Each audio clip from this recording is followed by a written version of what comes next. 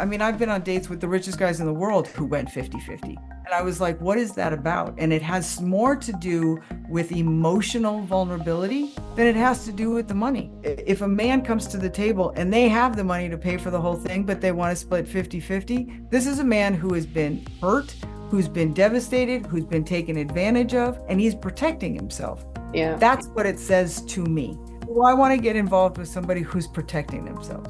Women feeling obligated to provide something in return for having received a meal. Yes, like having someone spend money on them. What is that about?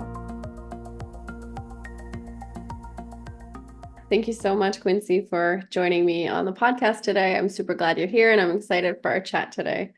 Me too. Thank you so much for having me.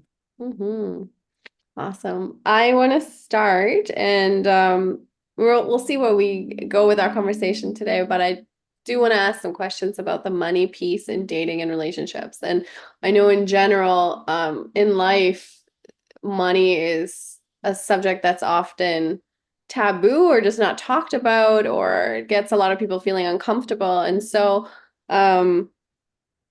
I wonder what you think about like what holds women specifically back in talking about money, especially in the dating stages and the early stages of a relationship.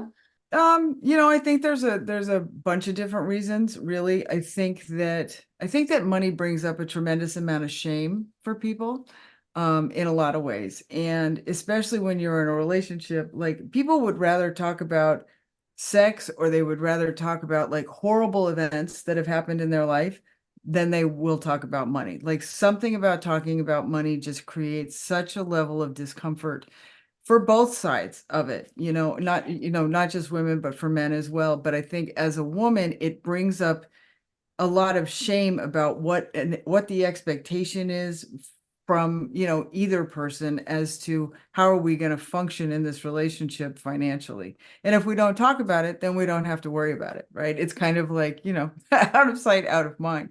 And I think that women are afraid there's both sides of the coin. Women are afraid to say they have money because they don't want to let the man that they're with think that they don't need them, maybe on some level. But there's also that shame side of, if they don't have money, of men thinking, oh my God, I do need you.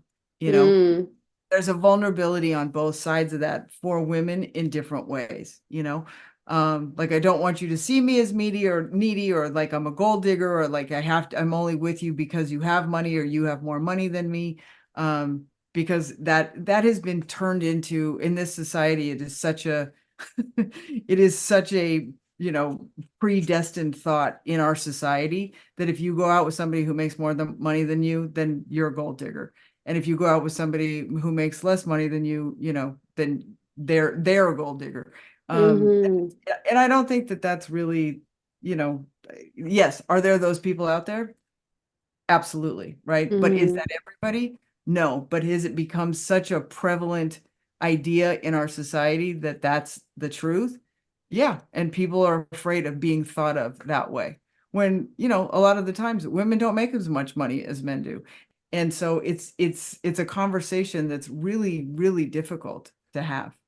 Yeah, and as you're talking about it, it's almost like a lose-lose situation, because either you don't think, and that's another thing, perception plays into it too, right? Like, Yes. do I actually not make a lot of money, or is it my perception that I don't make enough money?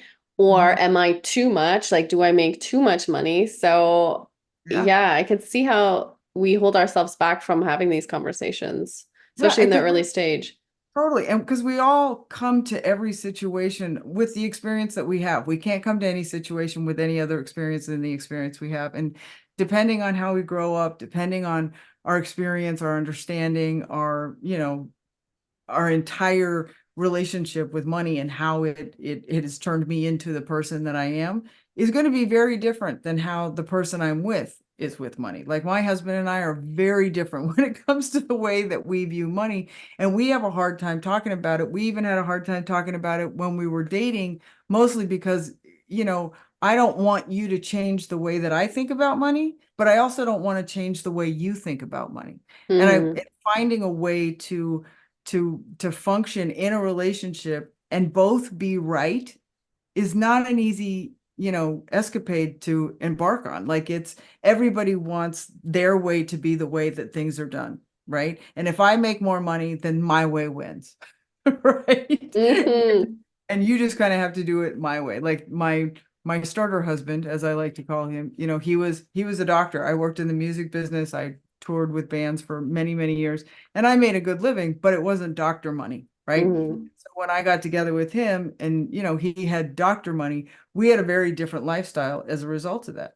And which is fine. And the lifestyle was fantastic. But because of my ideas about money at the time, I believed that because he was the one who made the money and he was the one who was paying for everything, I lost my right to have a voice about how certain things work.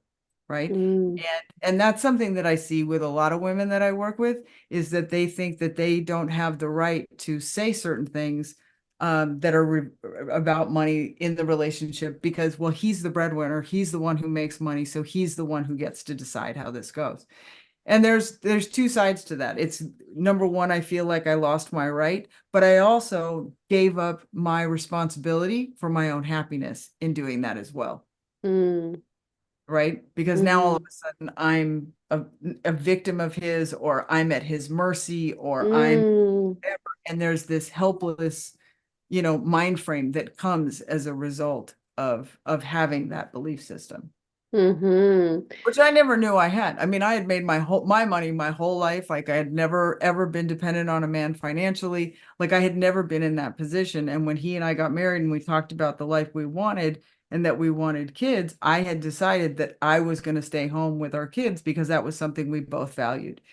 So I'd never been in a situation where I was financially dependent on somebody else. So Mm-hmm. it wasn't until I was in that situation that I got to see what it did to me as a person, to my personality, to my levels of, not only financial responsibility, but emotional responsibility, physical responsibility, like all of those kinds of things. And Mm-hmm. it's just a very interesting dynamic when all of a sudden that stuff changes. Wow. Yeah, Mhm. very interesting. Like the two extremes, I guess, like you having had, like you were so independent, you were making your own money. I guess in a way that's kind of normal as we move out into life and like start growing up and have our jobs and yeah, we are very independent. And then to go into that opposite situation. And I'm just wondering, how did you how did you grow up like in your family home? What was the stance on money? And was there some similarities there to the Yes, situation with your husband? yes and no. I mean, I grew up in an upper middle class family, in Los Angeles. My dad also worked in the music business, and my mom was a stay-at-home mom. And, money in our house was never it was never an issue. Like I don't remember it being an issue until my dad lost his job due to alcoholism, and Mm, my mom had to go to work to support our family. And then all of a sudden it became money was about power, right? Money was about like, you're not taking me down. I will take care of myself. You're not taking me down. And it became this kind of this sword of power that was like, well, I'm the one that makes the money, so you can get out because you got fired. And mm, that wasn't the reason they got divorced, but it did play a tremendous amount of um there was a lot of anger and a lot of fear and a lot of disagreements and a lot of disappointment as a result of how the money in our family shifted, right? And so mm-hmm, as a kid, like I was talking about this the other day with somebody, like I started working at like 13 or 14 years old. Like I got my first job. I must have been like just 14. And I got a job as a waitress. And I lied about how old I was, and this guy didn't care. Like he didn't look for an ID. He didn't, you know what I mean? It's not like it was now. Like I was born in a very different time.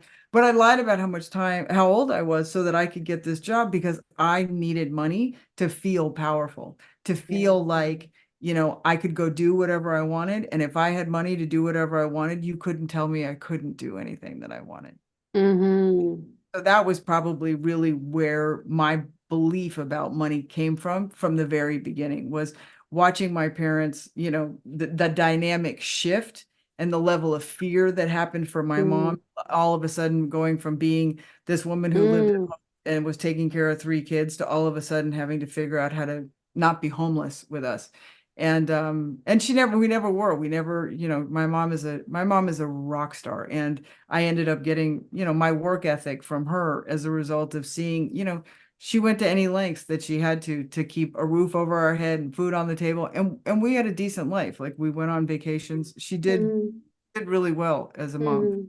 And but she was an amazing example of, you know, she was responsible for her life and she was responsible for her kids and she wasn't going to let anybody get in the way of that. And that's amazing. That was an amazing example for my life anyway. Yeah, yeah. Wow. Thank you for sharing that. And so powerful.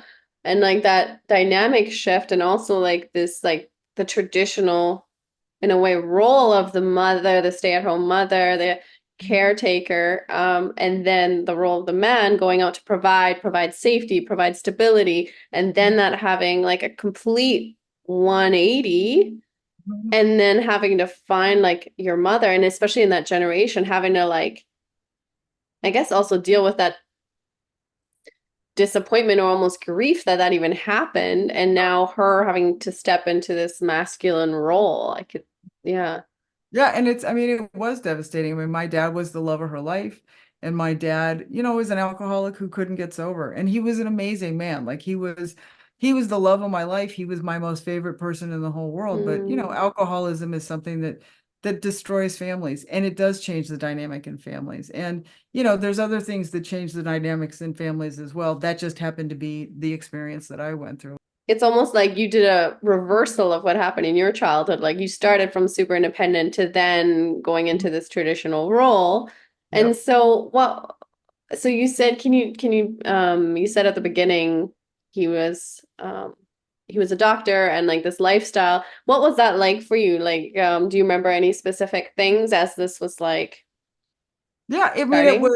it was exciting and it was different, but it was really hard for me, and this was the same as being a parent, was, I had gotten so much of my self-esteem and so much of my identity from what I did for a living, how much money I made, because that determined how I lived my life, right? Mm, And so who I was really contingent on those things. And so now I'm in a situation where I don't have a lot of identity from things that I do on my own. Now mm, I'm his wife, right? I'm their mom, right? And all of a sudden, I have a very different role in my life. And it was really hard to go from a place of feeling like I was really accomplishing stuff and I was really doing stuff and I was really, money is just a multiplier of how well we're doing sometimes in life. mm, And so for me, it felt like I was doing really well in my life to all of a sudden being a dependent on somebody else, which was a very hard shift for me. And mm, it took a really long time for me to find who I was and be okay with who I was. And mm, I don't think it changed until that relationship ended, because being dependent on somebody else is, there's rules that go with that, whether you want to agree with them or not, but there's rules that go with that a lot of the time. mm, mm. Can you That, talk about that? Talk about like the rules that go with that? um, it was it- some of the rules had to do with, like, he had the right to do whatever he wanted whenever he wanted. I didn't have that same rule, right? Mm, Like if I wanted to, I couldn't just say, oh, I'm gonna, book a first class ticket and go to Switzerland for a week and go skiing. He mm, could, right? mm, Like, and he did. Like he would go on vacation with his friends, his friend every year, and go skiing in Japan or Switzerland or wherever the hell they went skiing. And he had no problem paying for it because it's his money and he can do whatever he wants. But if I wanted to go to Palm Springs for the weekend with my girlfriends, I couldn't just go. Like I had to say, mm, are you okay with this? Right? mm, And there were times in our relationship where he'd say, oh yeah, we don't have the money. And he would say that to me because he knew it would stop me from doing it. mm, Not because we actually didn't have the money, but because I didn't feel like I had a right to our money. Um, I would take that answer and be like, okay, well, that's fine. Okay. And It's that kind had, of yeah, so that kind of not feeling like I had a right to it, played havoc on what I was willing to fight for and what I wasn't. When it came to like spending money on the kids, and he would say stuff like that, I'd be like, well, too bad, the kids need it. right. Okay. But when it Hmm. came to me, it was like, okay, So what shifted for you after this marriage? How did the starter husband. yeah. Well, it was, honestly, we had a rough divorce. Like I wasn't really looking to get divorced. It just kind of ended up going that way. And the second I said I wanted to get divorced, he cut me off financially from everything, and I had nothing. And I was at the mercy of his whatever he was Mm, going to give me. mm, And he, held me hostage in the house for 9 months. He would not give me the money I needed to leave. And I said, you know what? Never again. Never mm, again will I be in a situation that I can't leave mm, because of money. Never again. And so money is a real big problem. It's not, it's a huge problem in relationships, but it's a hard thing for people to talk about, especially if they haven't dealt with or don't even understand their own beliefs about money and what's important to them or what they value or, why mm, it's important, mm-hmm. that's what I think has to do with why it's so hard for people to talk about it because people Yeah. don't want to look at their own stuff. Yeah. And so you mentioned like a lot of people don't even know their own belief systems around money. What are some like clues or hints or ways that we can kind of tap into like what our belief systems around it are? Like maybe some behaviors or something like that. Well, it's interesting. It's, you know, when we first start dating people, right? Like, there's a reason that when I would go out with men and they would pick up the check, there's a safety in that, right? Mm-hmm. It's not so much that they paid the check as much as they're willing to it's evidence that they're willing to take care of you, right? That they're Mm-hmm. willing to be generous with you. Yeah. And that's important for women. Like my mom used to say all the time when I was a kid that I used to think was horrible, but she would say, Quincy, men need sex and women need money. And I used to think, oh my God, that is awful. Like that's your generation. That's awful, right? That makes all of us prostitutes, right?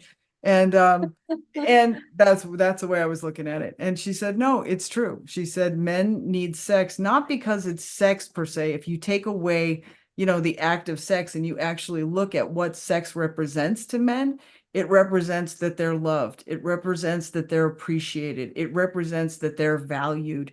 It represents that they're important, right? And that's why they need it. It's not so much they need the sex because of the sex per se, Mm-hmm. but what it means to them emotionally. Like Yeah. I could never give my ex-husband like, $100,000 and it would mean the same to him that it meant to me if he did for me, right? For Mm-hmm. me, it represents security. For him, it's like, okay, great, that's nice.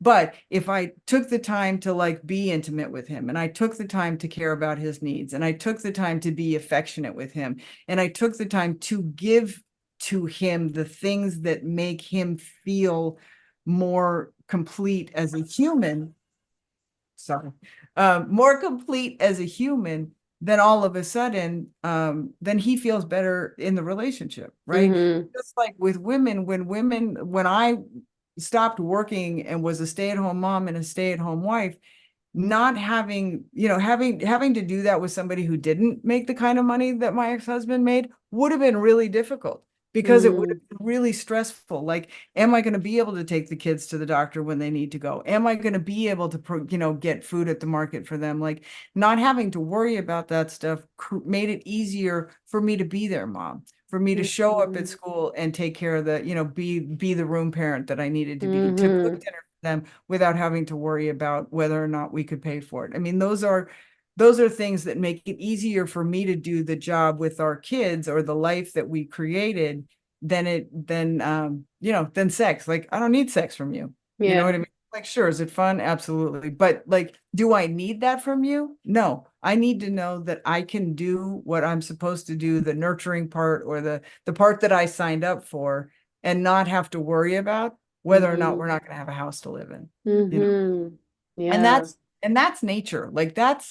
that's nature in our society. I mean, it's, men are supposed to protect and provide, and women are supposed to nurture, and encourage. Like that's their job naturally, Mm-hmm. right? And we've changed that a lot in society. And so people are confused about what their roles, Yeah. or what their roles are in life and how they're supposed to contribute. And, not that I want to go back to the 50s by any stretch of the imagination, but there was a time in our society when it was simpler as to who did what, and what everybody's job was in the world. Yeah. And it made it easier for us to get along with each other. Totally. And simplicity is very sexy. It's Very, it's just like, okay, I know yeah, what to expect. I don't need to like there's not a thought like it's just very laid out. You know your role. yep. I can definitely see like there's definitely some benefits in that. And I Um and I really believe that women gave up a lot of their power when they, started to try to have to do all of it, that wanted to do all of it. We were also put in a position where we had to do all of it, yeah. right? And it's just interesting. It's interesting how those things have changed over the decades, but even in your own life, if you go back and inventory your whole life as to, just about money, like where it started, what was your initial reason for getting this job, or, asking for raises, or, Mm-hmm. somebody who didn't pick up the check, or whatever it was, right? It's a very interesting journey to take yourself on, just to look at your own ideas and your own beliefs, not to mention putting somebody else in that, equation. So, Yeah. Yeah, and also like in the dating phase, especially when with something simple like let's talk about that for a moment, like the first dates or first few dates and you go to get a coffee or whatever. Like yeah, who picks up the check? So it's like mhm. I still feel like women do have a desire for the man to just pay and take care of them. And again, I think that's just in us to want to be taken care of. And again, for the man, it's just in him to want to provide and like, I got you. Mhm. And then there's a lot of people that are like, no way, 50-50, or even getting their own. So can you speak to those different, I guess, choices in that moment, like what they're, Well, and they represent different things, right? Like, mm, um, for me, going on a date with somebody who picks up the check for the first time shows a lot to me about who they are. If they don't pick up the check, or they want to go 50-50, it's not that I'm against it. I'm more than happy to do it. However, it does change my idea about that person, yeah. right? It does change my idea about who they are as a person and how they live the rest of their life, right? And, I want to be with somebody who's generous of spirit. That doesn't necessarily mean they have to be generous with all of their money and they have to take care of me all the time. But if the Mm-hmm. first time I'm meeting you, you don't want to show me a part of your soul that you're generous, even if, like, I mean, I've been on dates with the richest guys in the world who went 50-50, right? Mm, And I was like, what is that about? And it has more to do with emotional vulnerability than it has to do with the money, right? Because mm, go back to that place of men need sex and women need money. Like, he's not, if a man comes to the table and they have the money to pay for the whole thing, but they want to split 50-50, this is a man who has been hurt, who's been devastated, who's been taken advantage of, right? And he's protecting himself. yeah. That's what it says to me, right? Yes. Well, I want to get involved with somebody who's protecting themselves, Mm, right? Because I think that dating is vulnerable from the get, right? Like, it is awkward, it's uncomfortable, it's all of those things, but there's a vulnerability that you both show up to the table with that says, yeah, I'm willing to see what's going on here. When I learned how to look at those kinds of situations in a different perspective, right? Not making it about me that there's something wrong with me, but asking myself, well, what's the point of that? What would be the mm-hmm. point of doing that? What would be the motivation behind doing that? Mm-hmm. Right. And that all of a sudden changes the dynamic. Just like when you go on a date and somebody wants to pay 50-50, it's like, what's that about? Mm-hmm. And so if it's not about the money and it's not about they can't afford it because they just showed up to your date in a Ferrari or a Mercedes or whatever, what is that about? Right? Mm-hmm. And it's Yeah. about being guarded. It's about protecting themselves. It's, Yeah. you know, and we have tells too, right? We have tells as well. Like if we show up on a date and we're not willing to give up any information about ourselves or be cute or be charming or make an effort to look good or any of those kinds of things, it says something about us too. It says Mm-hmm. we're really not that into you. It says I'm really just here because, whatever, I need a free meal, whatever it is, right? It Mm-hmm. doesn't say, it says a lot to them as well about what our tells are as well. Mm-hmm. So there's always something, you can always learn something from how people behave from the second you meet them, right? Yes. Yeah. Usually in the first 5 minutes, you know whether or not that person is somebody you want to know more, Mm-hmm. Yeah, you for know? sure. Yeah. So, I just something you said triggered something in me that I wanted to get your opinion on, and this piece about women women mhm. feeling obligated to provide something in return for having, you know, Somebody received buy them a a meal. meal. Yes, like having someone spend money on them. What is that about? That again, that goes back to shame. That goes back to thinking that we're not worth anything else, right? Yeah. That we don't deserve to be treated that way. It has to, I know for me, it had to do with feeling like I was not worthy of being treated that well, right? And that's a me issue. That's not a them Mm-hmm. issue. That's a me issue, right? Yeah. So if I'm using my body to show my value, then that's in my, I have had people who have been really pissed at me for saying that, but that's a form of prostitution, Mm-hmm. right? And is that how I think about myself? Is that Mm-hmm. how I think about myself? That the only thing I have to contribute if this man buys me dinner, right? Or this man takes me to Vegas, or this man, whatever it does, Mm-hmm. is that the only thing I have to contribute? Mm-hmm. If that's the case, I got problems. Yeah. I got problems. And if that's the only thing that he's doing it for, he's got problems, Mm-hmm. right? Like we have lost the ability to learn how to value each other, Yeah. And also right? to just receive as women, Yes. receive without the need to like, oh, and it's even like women, like, if I said to you today, oh, I really love your hair today. Mhm. Um, I know in a lot of cases, at least for me, I used to do this. Like if you said that Blame to me, myself. Yeah. Oh, yeah, it's so dirty right now, just, oh, it's really bad, whatever. I really know. Oh my, can you see all the gray hairs? Like you start yes, yourself, you start, rationalizing it and minimizing why what you're complimenting, is nice. And mm, people do that all the time, not yeah, being able to say, oh, thank you, that means so much. mm, Right? People can't do that because they don't believe it's true for them, yes, right? mm-hmm, That's really what it comes down to. I mean, these are all tells about somebody's level of self-esteem, right? Just like yeah, here's another thing I just thought of. Just like if you go out with a man who's constantly showering you with gifts, mm, right? Um, that can be a really bad, a tell about a really bad situation, right? In the mm, sense of like, that's the only thing he thinks he's worth. mm, And if a man thinks that all he's worth is what he can give you, that's going to be a very lonely relationship, mm, right?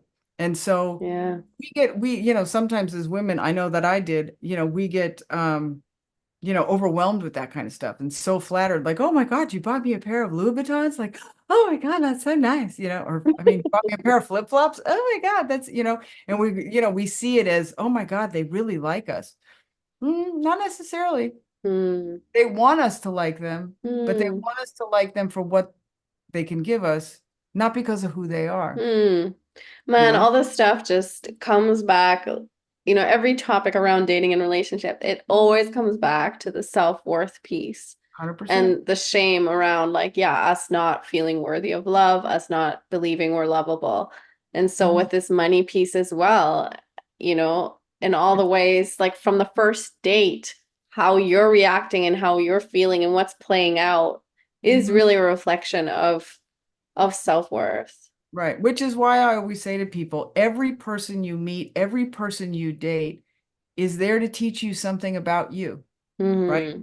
There to teach you something about you. And we're only here, I think Oprah's the one that said it, but there's only two things we're supposed to do here, which is learn and love. Those are the Mm-hmm. only two things we're supposed to do here. So if I can't love the situation, what am I learning from it? Right. And I've learned everything. Like you can go to the market and have an altercation or have a good, conversation with somebody in the market and learn something about yourself there too. So, Mm-hmm. I believe that the universe just kind of puts people in our life to grow us in the way that we're supposed to. Like there's this new, I don't know, it's not new, but you know, these words that have been popping up in a lot of conversations lately about spiritual bypassing, right? Mm-hmm. And spiritual bypassing really means trying to be something you're not yet, right? Being at a place in your life, being at being somebody in your life who you're not yet. You can Mm-hmm. act better than you feel and you can act as if, but you can only go so far away from who you are Mm-hmm. because you're not there spiritually yet. You're not there on a real level. And Mm-hmm. so, water seeks its own level, right? Right. So I can only really attract people who are at the same level of water that I am, right? Mm-hmm. Just because he has $1 million in the bank doesn't mean his self-worth is any higher than yours, Yeah. Well, and the right? people we meet, like, well, you said again, they're there to teach us something. And I strongly believe as well, they're a direct reflection of where we are at. So sometimes we're like, oh, no way. Like if I think about, Mhm. some of the people I've met, I'm like, no Oh yeah. way. But Yeah. yeah, Yeah. that's that the 100%. yeah, the way they behaved, the way they treated me was Mhm. a direct reflection of my lack of self-esteem, my lack of self-worth. Like that's how I felt about myself. Yeah. And we do unfortunately attract from our lowest point, Hmm. right? It's harder so you better make sure your lowest point is really good.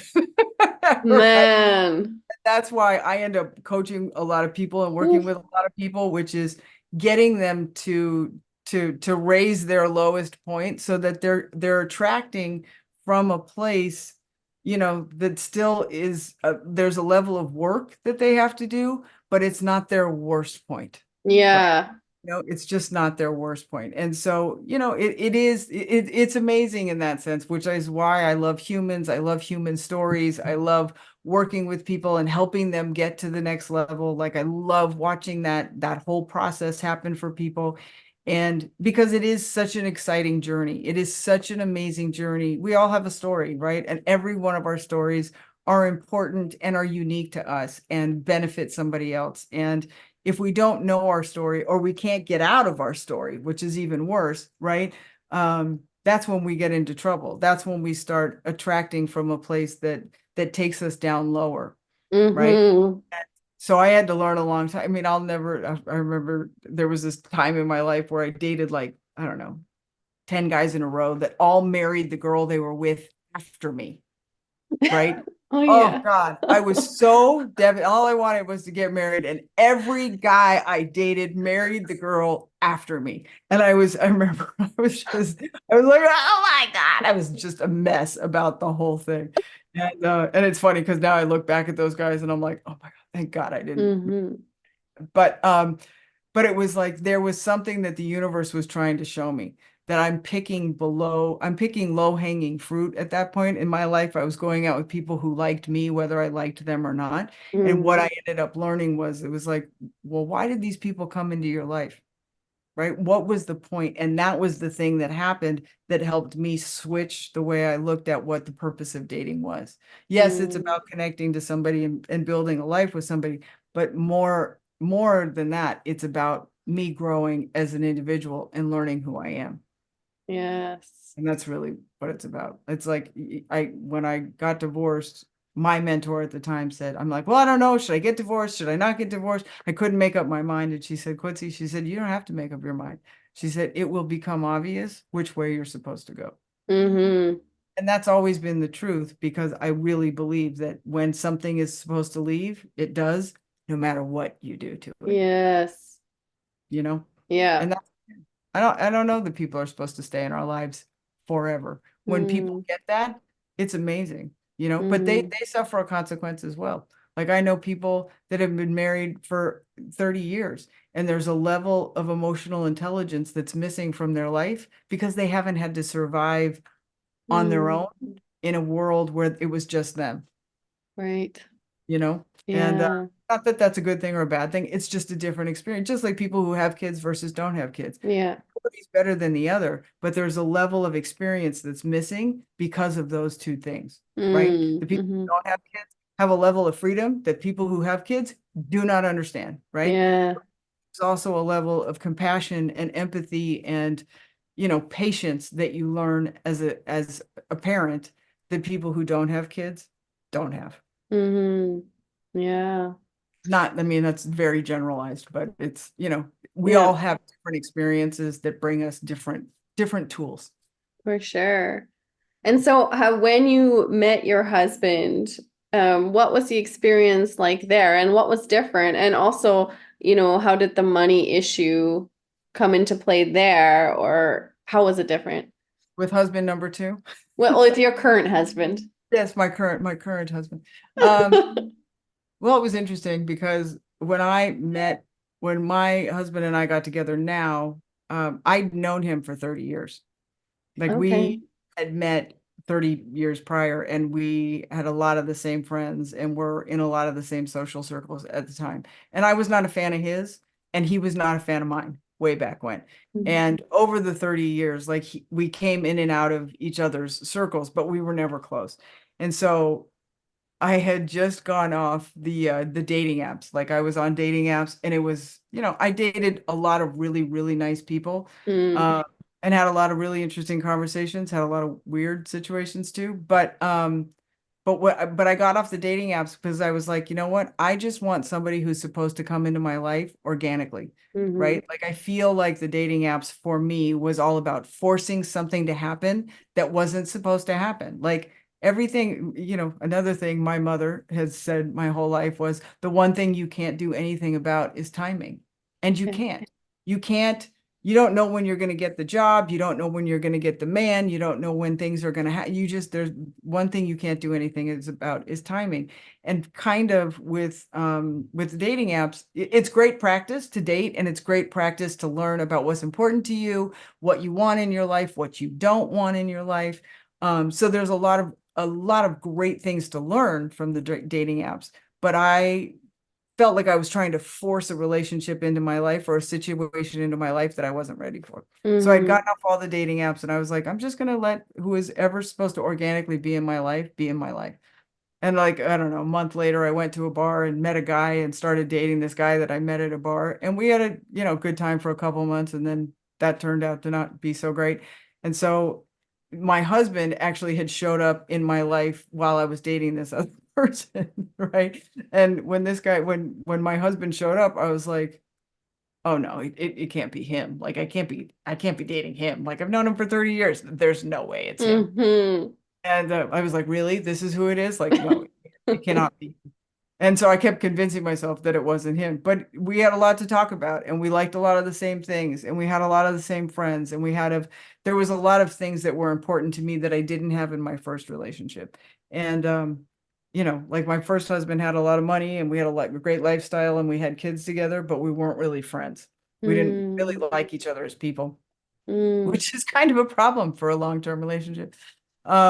But me and this husband, we actually were friends and we actually laughed together and we had, you know, really interesting conversations on a deep level. And you know, I've made more money than him. I typically make more money than him. And it hasn't been an issue, honestly, because, you know, we both contribute to our lives, but we also contribute to ourselves. And mm, the interesting thing about our money situation is when he's feeling insecure or threatened financially, he mhm, likes to turn around and pay, you know, like pick apart my financial behaviors, mm, mhm, right?